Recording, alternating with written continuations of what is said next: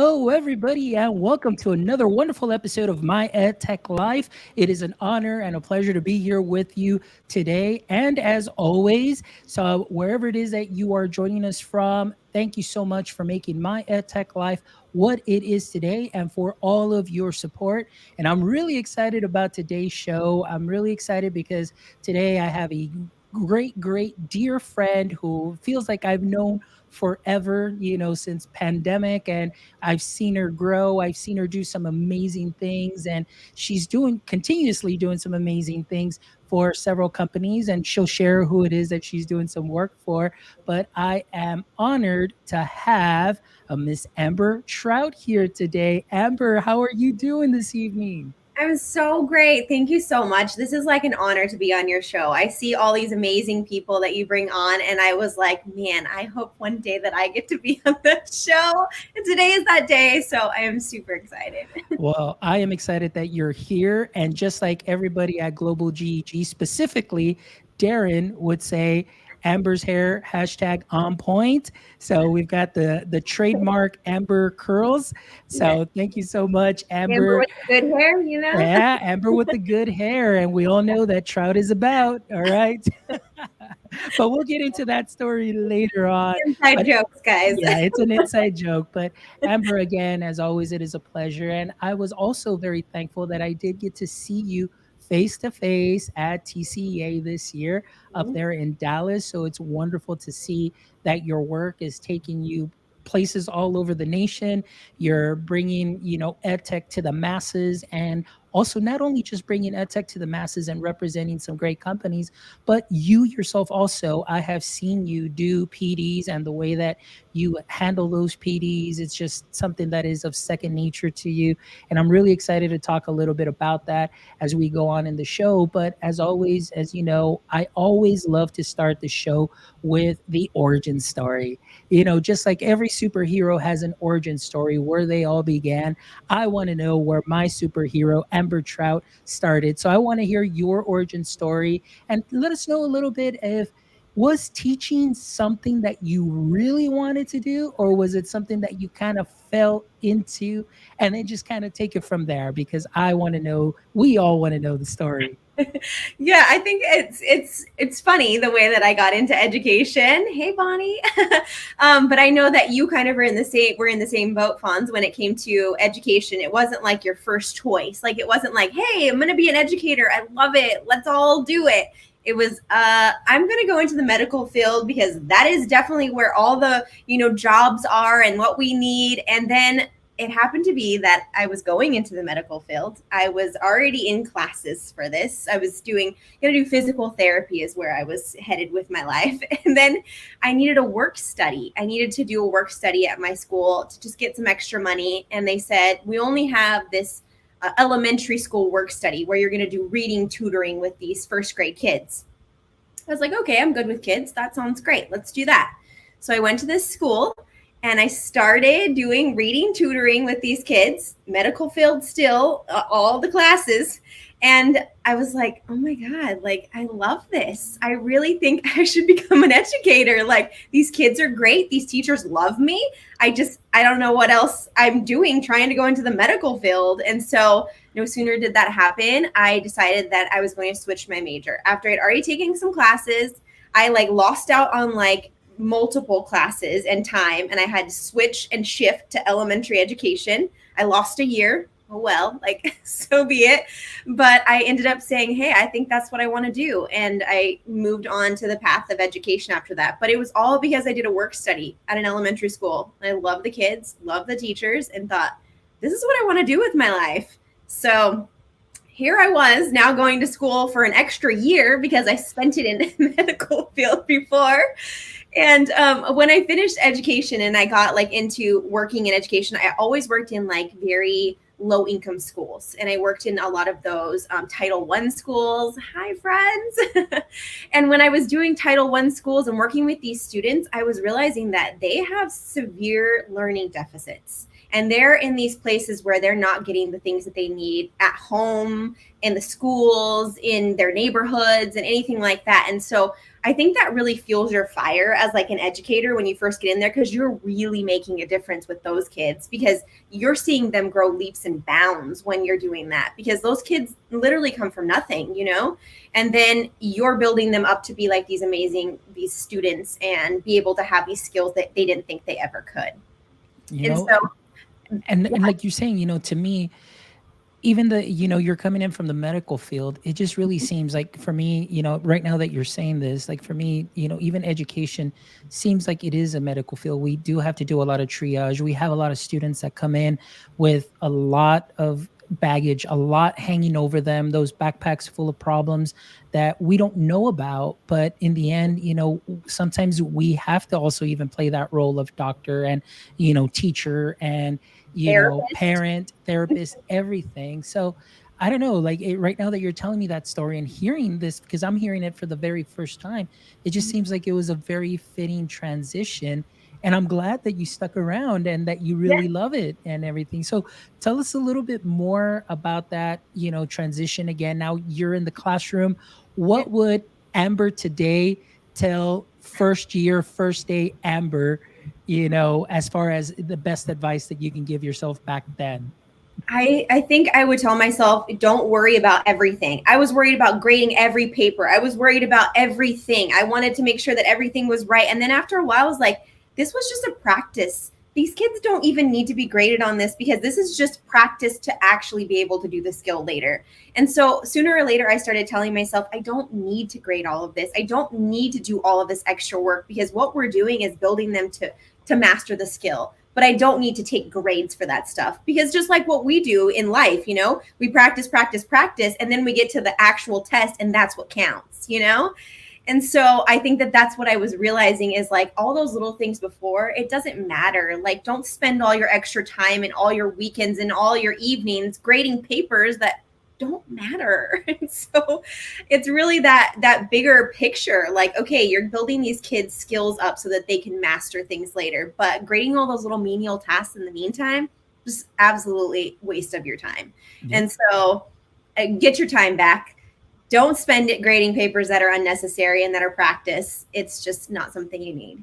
No. um, That's some pretty sound advice. And even for now, as teachers are transitioning, coming into this, school setting for the very first time, oftentimes, I think that we may do a very lousy job at induction and bringing our teachers in and mentoring them, and having people like yourself with that experience, myself and other educators that really are passionate about what we do. It's important that we take those first year teachers, and it's almost like, again, you are that doctor and this is the first years and they're doing their rotation, and you want to walk them through those certain things that are very important, so to make sure that they do those things, but then also show some grace with those things that are not as important. And like you mentioned, don't stress over everything. So I think that's something that's very important. So tell us a little bit about your first, again, you gave us some great advice for first year Amber and for those first year teachers that are listening to right now. But also, what grade did you start teaching when you first began? So I started out in fourth grade. And Okay. so that was my favorite grade, actually. I taught a little bit of everything: third grade, fourth grade, fifth grade, K through five, six through eight, all of it. And so, but fourth grade, that is my grade. I loved those kids. And I thought they were not too young so that I wasn't, having to hold their hand through things like in third grade when I did that, but they weren't too much of attitude already like you get in fifth grade. They were like, self-sufficient, and they love their teacher, and it was great. And so I started in fourth grade, and I just absolutely loved the kids, because when you start working with younger kids like that, and they appreciate you as an educator or you as a teacher, or you become like their mom, their dad, their aunt, uncle, whatever it is, and you understand the things that happen in your classroom all day too. So now that kid is not just your student. I used to say, that's my kid. They're like, you have kids? And I said, yeah, 25 of them. Like, those are my kids.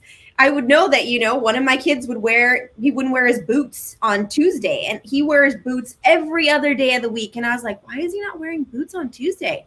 And I asked him, and he said, it's gym day, Miss Trout. We don't wear boots on gym day. And I'm like, makes total sense. Thank you for that. Like, but that's the things that you know about your students and the things that you like find that you're like, I know them better than anybody else because I spend so much time with them 9 months out of the year, 5 days out of the week, 8 hours a day.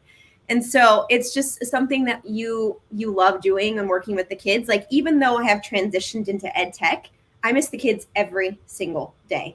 That you don't do education for the money. We all know this. You do it because you love the kids and you love the relationships you get to build and the things that you get to be able to ingrain in them. And they still talk to you after, and you're like, oh man, I made an impact. And I think that is what all educators do this for. Awesome. Great. And we've got John Woodward who's joining us here. We've got Gerardo. We've got who I else is here? Bonnie know. was here earlier. Hey, But I Bonnie. love what John his comment Great. here. He says you have to invest in your students emotionally. They don't know when you don't excuse me, they know when you don't love Exactly. or when you don't, but then he says love your philosophy. So that's great. And again, as always, we've always said here through the show, it's always connections before content, and that's something that is very important.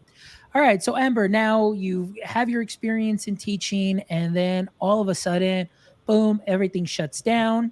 We are moving virtual, and that is when I personally had the opportunity to connect with you through a wonderful group of educators, worldwide educators, which I'm talking about Global GEG. So shout out to Global GEG and all its My amazing members friend. and all the amazing things that we were able to do during pandemic. But this is really what I love about this and that I have you here is because this is really where I saw your star shine. This Yeah. is where you really like, I was like, there's something about Amber.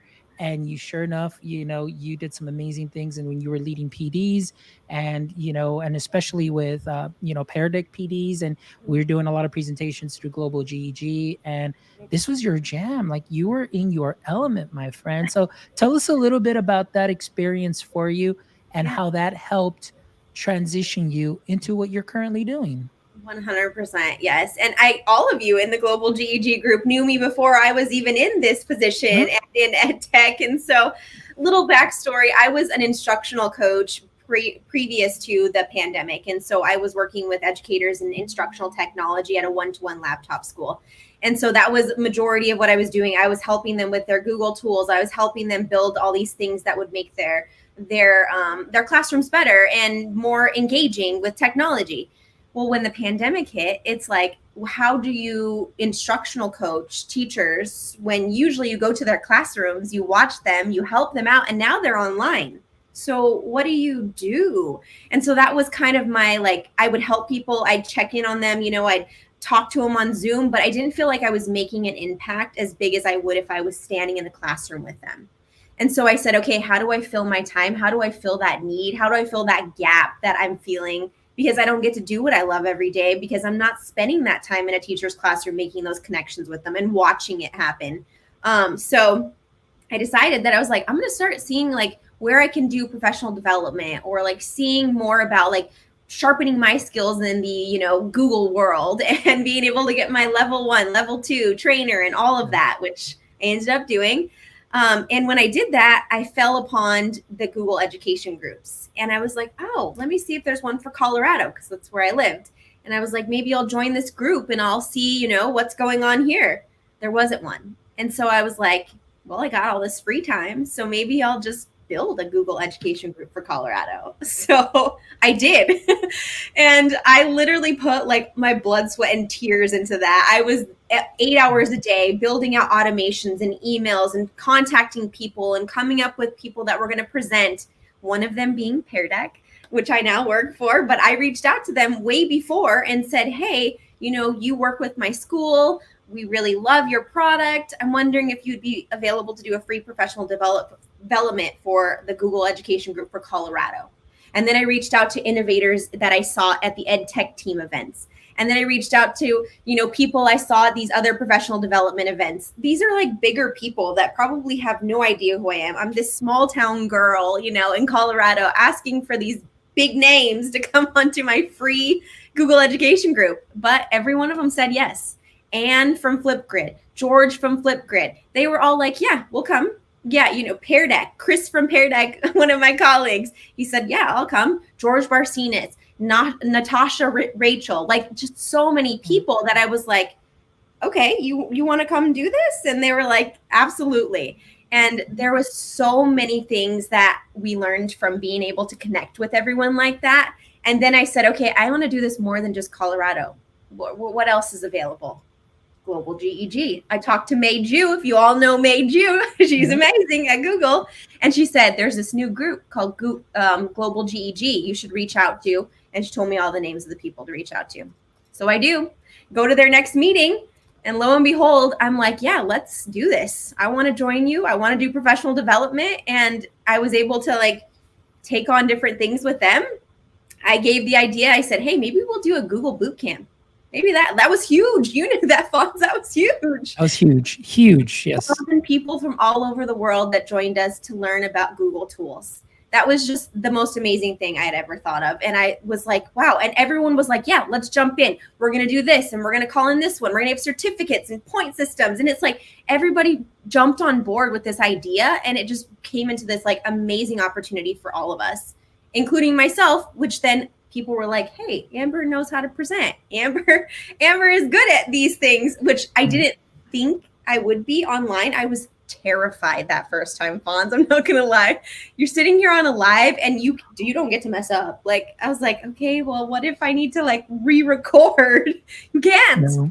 And so it was really eye-opening, I think, getting the opportunity to work with people that were just like all hands on deck. Let's all jump in. Let's all help educators around the world. We are in the same boat. And that's kind of how I came to be like in this whole global GEG group. And then that's when I started reaching out to these companies and started talking to them about coming and doing presentations for us.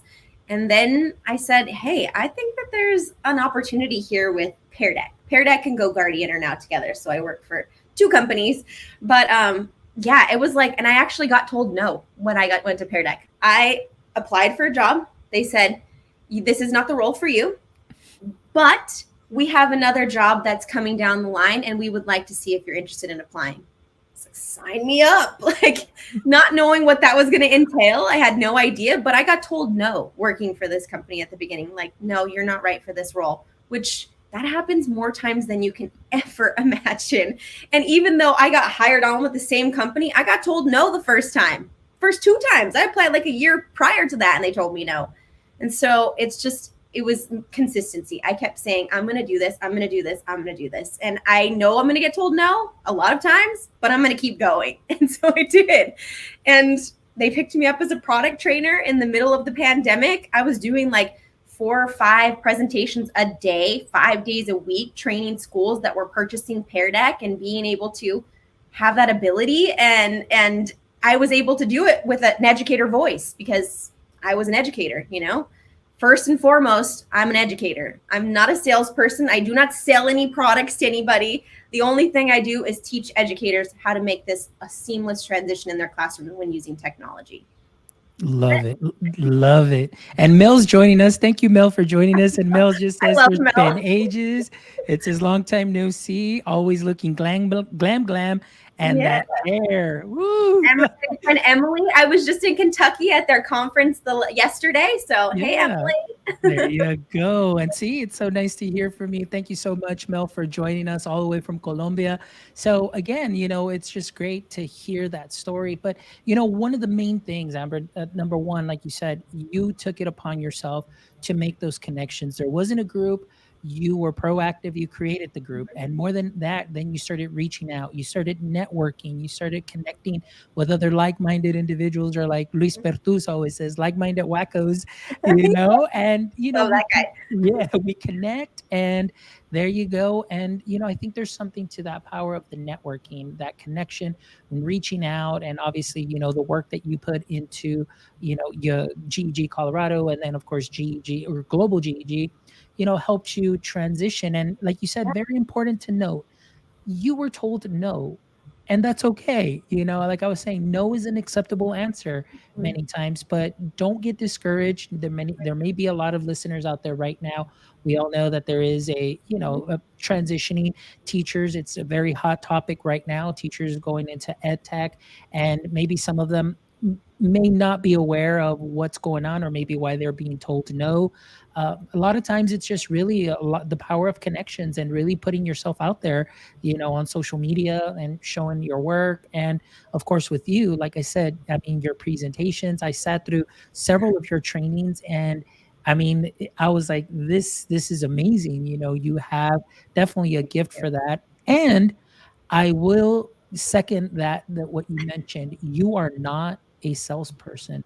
One No. of the things that I love is that your trainings are purely pedagogical strategies to really engage students. Now, it just so happens that you're using the tool that you are, for the company you're working for, which you mentioned is Pear Deck, but never in those presentations do you ever even sound salesy or anything. And I think oftentimes that is really good because you're really making that connection, and you really are truly a teacher first. So I really appreciate you. And I'm sure that a lot of, people that you are present before now, like you said, you came back from Kentucky, will totally get that vibe that this is a teacher speaking to teachers and trying to help teachers engage, students, which is great. So I'm really excited about Well, that for sure. I would like to tell you too that I don't even know anything about the sales side for a reason, because I don't even want to be able to spout it off to somebody even if I did know it. You know what I mean? So I keep myself in my own little world, which I work on the marketing team with community outreach,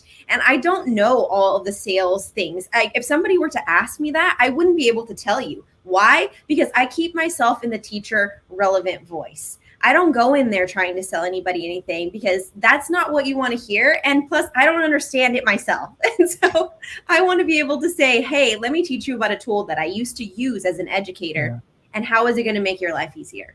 That's it. Perfect. Educators helping educators. There you go. And I love what John says here. A no led to a life changing yes. You're That going is to some really good advice. Yeah, you're gonna get so many of them drawn. Like, there is so many no's that I heard. Believe it or not, I was looking at ed tech jobs for a while because I just loved it. I was at a STEM school before, and I was teaching computer coding, and I just loved it. And I thought, I just want to be that. I want to be that. And I, for like a year and a half, I was looking, no, no, no, no. Even went to 3 interviews, flew me out to the last interview with Apple to be an Apple learning professional learning specialist, and got told no at the last stage, which is devastating. You're like, oh, that sucks. And I'm like, there were so many times that I was like, I really wanted that job. I really wanted that opportunity. And then when it's just right, when the time is right for you, I promise you that yes will come. It's just things have to align. And I realized that if I would have taken that job before, I didn't have the skills and ability to work with educators like I did now. I wasn't an instructional coach before. I was after this one. And it gives me a better idea of understanding the teacher mind and understanding what they're thinking, rather than just knowing what students want and what students need.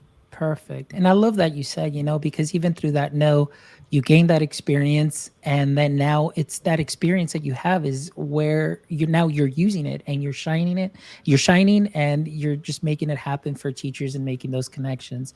So now tell us a little bit about your experience now that you are in the world of ed tech and you're working for Pear Deck and GoGuardian. Like I mentioned earlier, I had the opportunity to see you at TCA. So obviously you are present at conferences, and I'm sure that you're presenting in conferences. So tell me a little bit about that life, that transition. I mean, now they said yes, and now you're in, okay, now I'm here. And now tell us a little bit about your experience. Yeah, absolutely. I definitely feel like when I started in the corporate world, I had no idea what I was getting myself into. Like, I literally was like, okay, well, where's the schedule? Like, what time do I go to lunch? What time do I do this? Like, you're used to this. And Emily, I hear you. Nobody wants a sales pitch. But it's definitely something where I was like, okay, this is a totally different world. And I'm not even sure I know what to do here. Like, I asked my boss the first day, I was like, well, what does my schedule look like? And he's like, you make your own schedule. Like, I'm like, what? Wait, I want to throw something in there. So you mean you get to go to the bathroom anytime you want? Yes. Yes. I'm not asking the teacher next door, watch my kids, gotta go to the bathroom. Yeah, I mean, you don't have to hold it for that like 10:30 break and then finally go. It's like you can go to the bathroom anytime.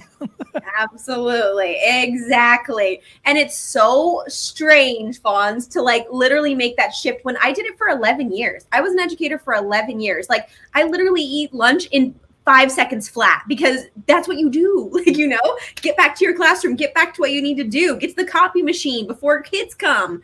And so I was like, this is strange. And so I got hired the exact same day as my colleague that works with me now. Her name is Mary Ellis. And so she spends every day with me, and we started the exact same time when we were in this exact same role. So we both kind of relate. And she's like, well, what do we do? And I was like, I don't know. Maybe we ask somebody. Like, I don't know what to do. We don't have any idea. But it was so nice. Hi, Steph. It was so nice to be able to somebody to tell you, you're the expert. You know what you're doing. We'll listen to you. You make the decisions that you think are best. And we both looked at each other like, what? Like, you trust me? Like, cool. So we literally just went on a path of like, this is what's best. We're changing our decks so that it's going to be relevant for teachers. We're going to start with foundationally first and then build into making a Pear Deck. We're not going to start in the Pear Deck because that's a lot of questions people have. Like, how did you get there? Where does it go? How does it work? And so we like design things like in a teacher mindset, not in a, let me sell this product to you and I'm going to bring you into the experience first so that I can hook you. And it's like a teacher's going to say, how did you build that? How did you get that? I want to know how you did that first. So I said, no, we're going into Google Slides. I'm going to teach them where to find it, how to build it, and what to add to their already existing slides. And then we'll jump into the experience, which makes more sense as a teacher to me. And so it was just like really nice to have the opportunity to say, we trust you. We know that you understand what's going on in education. And yes, please do that. And so when I was in this role, I was like, wow, I guess maybe I am the expert here. I do know what I'm doing. And it's a different feeling when you get to the ability to say, yes, I can do this and I understand it. I'm going to teach the teachers in a way that I know that's going to make them feel valued and all of those things. But moving into corporate world is different. Like I was scared to death. I'm like, I'm leaving 11 years in a classroom, a pension, all of these things that you're like, wait, what do you do now? I got to start retirement all over. I got to do all these things. And then I thought to myself, once I got in here and I saw the way that my team interacted with me, this was the best decision I ever made for my whole life. That's what I said to myself. Oh, that's wonderful. Because you just feel like it's where you're meant to be sometimes. You just know. You're just meant to be. That's wonderful. And yeah, I mean, honestly, when I used to see you do, the presentations, I was like, yeah, she's not going to be in the classroom very long. I mean, somebody's going to pick you up, and I'm glad, and it's worked out so well, Amber. And, I really appreciate the way that you still just remain so Amber, like so so genuine and authentic. And again, you're really out there helping teachers out. And again, having that teacher mentality and thought process and working with a company and being able to take teacher feedback and take it to them. And somebody like, Pear Deck listening to what the needs are for the teachers, what the needs are for the students, and then you yourself being that intermediary, that ambassador per se between both worlds. It's something that is great. So you definitely are in the right role at the right time, and I am just so happy for you. And as you can see in the chat, we're definitely getting a lot of love. So thank you so much. We've got Steph Rothstein who's joining, Global GG member. We've got Rochelle. Hi, Rochelle. We've got the A to the B to the I to the D, Abid Patel in the house. Now, I want to give Abid a shout out too, because Abid is in the UK right now. They're 6 hours ahead of us, so it's probably like 1:30 a.m.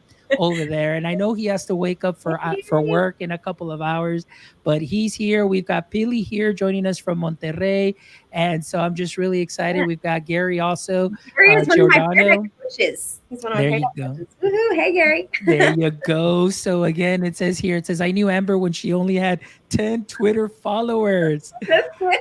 I was Oh, literally not somebody that was on Twitter. I only got it because I wanted to like look at everyone else's resources. I was nobody on Twitter, nobody.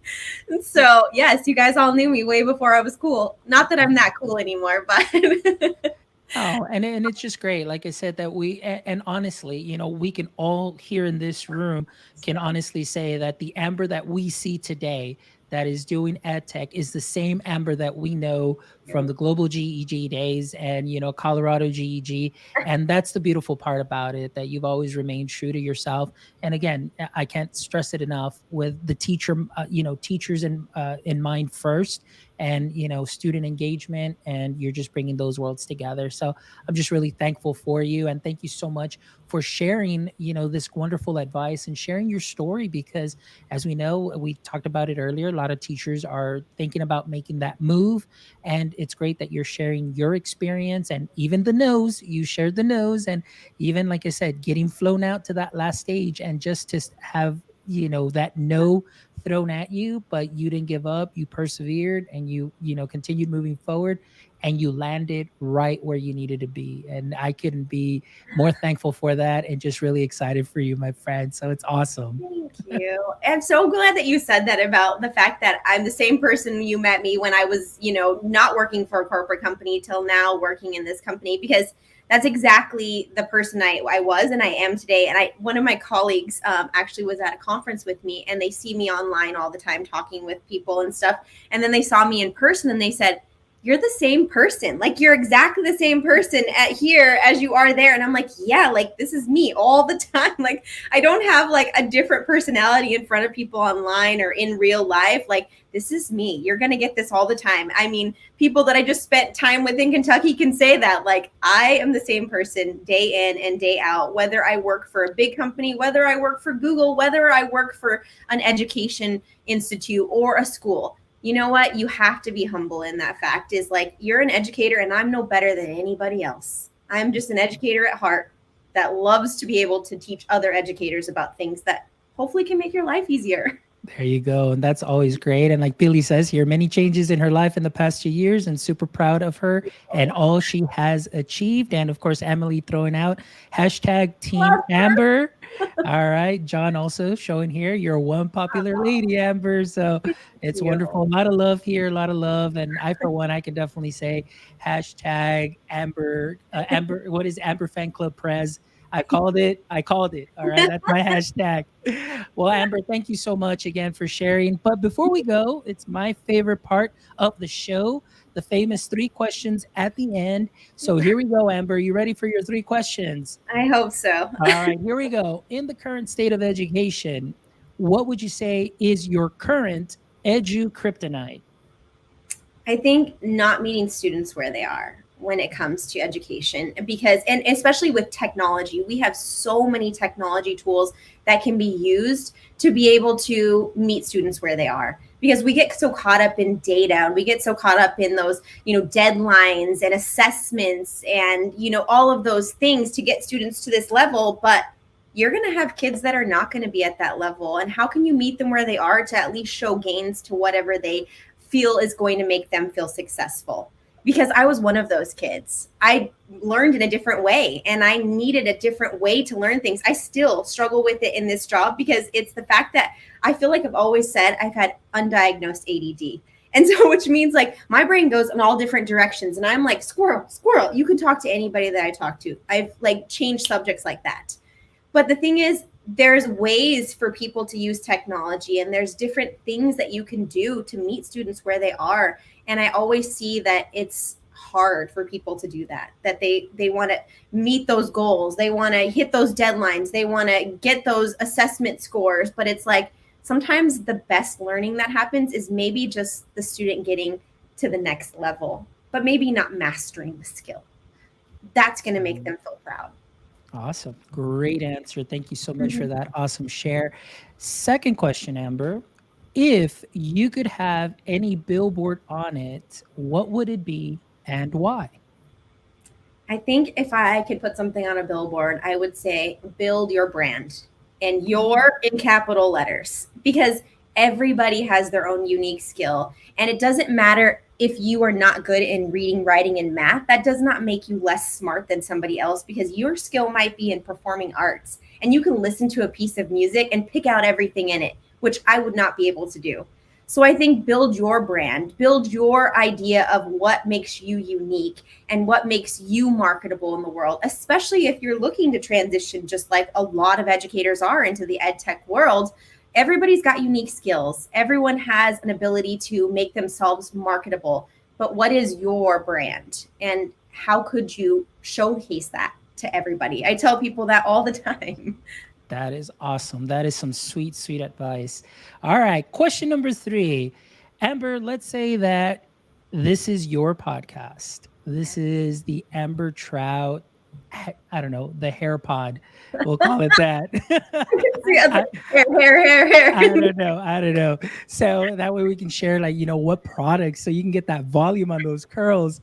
But okay, so let's say that let's say this was your show and I was your guest. What would be one question you'd like to ask me? Absolutely. So I was thinking about this one today, and I think that I started realizing, like, there's moments that you sometimes have in education, or you have comments that are made that really make you understand it's all worth it. So what would you say would be that moment or that comment that you heard that made it all worth it, and why you're being in education and doing the things that you're doing? That's a great question. And, there's several moments, too many to count from. But again, I always go back to my first year, just really, again, walking in, transitioning, very similar to you, and just coming into the classroom, not knowing what to expect, but just going for it and just jumping in head first into something that I'm not familiar with. But that moment when I completed my first lesson, my first class, I was like, I'm hooked. This is it. This is that aha moment. And that's when I knew that this was going to be that moment that education is for me. And so now that's continued to grow. And really, it was really one mentor teacher that I had, Mr. Nava, that really just sealed the deal for me. There in high school, my first year, I would teach with my door open, and I would see him walking by just very slowly. And he'd walk by and he'd look at me, because at that time we still had we had whiteboards and everything. So I'm standing there by the board, and then I would see him pace back slowly. And then I went up to him and I said, Mr. Nava, like, is everything okay? Like, did I, what's going on? I see you walking by. And he's like, no, Fonz. He goes, I'm just looking at you teach. And he said, as long as you continue doing what you're doing, you're going to last in this for a long time, and the years are going to go by real quick. And sure enough, to this day, I still run into Mr. Nava there at the high school where we first met. And because of him, I can honestly say he was a great influence in me sticking around in education. And that was like that big aha moment that I will always go back to. So it was awesome. Absolutely. And can I share one with you? Because I was this is a thing that's happened to me more recently. Before I was in EdTech, and I didn't think I was good at what I did. I thought I was okay at what I did, but you never have the ability to have someone tell you on a grander scale that you are good at what you do. And so I got an email, like, it was probably a while back, but it was like one that I thought, I was like, oh my God, this is exactly why I do it. I want to read it to you. Okay. Yes, of course. Good morning. I just wanted to send an email to personally thank you for yesterday's Pear Deck training. I have attended many PDs, and this was by far one of the best and most practical sessions I have attended in my 20 years in education. There were so many takeaways and practical classroom applications for our teachers. So I wanted to say thank you. Now, doesn't that just like make you feel like this is why I'm doing it all? This is why I'm teaching you guys about this. And this is why I don't sales pitch anybody, because nobody wants to be able to come to a professional development, hear a sales pitch. They want to take away classroom practical uses and run with it. And that was like one of those moments where I was like, what? Like, after 20 years, you haven't had a professional development that made you feel that way? It just made me feel like, okay, this is why I'm doing it. This is exactly why I'm doing it. Yeah. And those connections, Amber, are so important. And like definitely your personality, the way that you engage, I mean, it's amazing. So that's perfect. So I'm so thankful that you were able to get that nice email and everything because it really makes it worth your while. And again, as always, I am always in awe of everything that you're doing. I see you posting, I see everything that you do, and that you're everywhere. And I think it's great that if anybody has the opportunity to be in your PD sessions, they're really going to leave not only with a heart full of joy, but they're definitely going to leave with some more skills for their tool belt for sure. And of course, a long lasting relationship because of the way that you are and your customer service is just amazing. So we definitely need to have more. Adults like actually like John says here, we need to meet adults where they are even when it comes to good PD. So for sure, for sure. All right. Well, before we wrap up, I got to throw a little something out there for Mr. Darren White. I know Mr. Darren White in the UK is probably passed out right now because he's going to be very busy, but hopefully he does catch this episode. And we got a little something here. And here we go. Let's see. Trout. Trout. Trout. All right. So that's a little inside joke from way back in the day, but that's a big shout out there to Global GEG and Mr. Darren White, Ranga the trainer. So there you go. I had to throw that in there. He requested it. That is my shirt right now, guys. Oh my goodness. Well, Amber, thank you. Thank you so much for being part of this show. Thank you so much for spending a little bit of time with us today and sharing your story. And again, just your bubbly personality because and that I'm glad that everybody gets to meet you and today either they watch the replay later or they listen to the show later and that they really see that when they do meet you in person, it's going to be the exact same Amber that was here on the show. And I just thank you for your service to all our wonderful teachers. And because what you do not only helps equip our teachers, but it also helps our students in their learning. So thank you for what you do. And thank you to the companies that you work for as well, because I know that teacher voice is something that's very important to them as well as they continue to improve products. So thank you to Pear Deck. Thank you to GoGuardian. Really appreciate you all. And Amber, I hope to meet you again or see you again in Yeah. real life soon. I know TCA was amazing because I got to see you there, and Going to hopefully I get to. ISTE? Yeah, Anyone going to ISTE? I wish if anybody wants to sponsor my trip to ISTE, I'm definitely not going to say no. But unfortunately, yeah, that just did not fall into the cards That's all again, right. unless there's a super sponsor out there that would love to. But We'll be anyway, a meetup. We'll get it together. yeah, we'll get it together. But again, thank you so much. It's been an honor and a pleasure to have you here. And I'm just really excited. And I wish you the best. And we all wish you the best. As you see, a lot of love. You saw Leslie showed up. Hey, Leslie. Leslie showed up. You've got Australians here. yes, yes. So, I mean, we got a lot of love today for you, Amber. And again, it's also a testimony to the great person that you are. As you can see, all the love that you have here in the chat. And of course, all the new fans that you'll have after they listen to the show or rewatch the show. So thank you. And for all of you guys that are joining us and we're going to be catching the replay, thank you so much, as always, like I mentioned, for making my EdTech life what it is today. Please make sure you check out our website at myedtech.life, myedtech.life.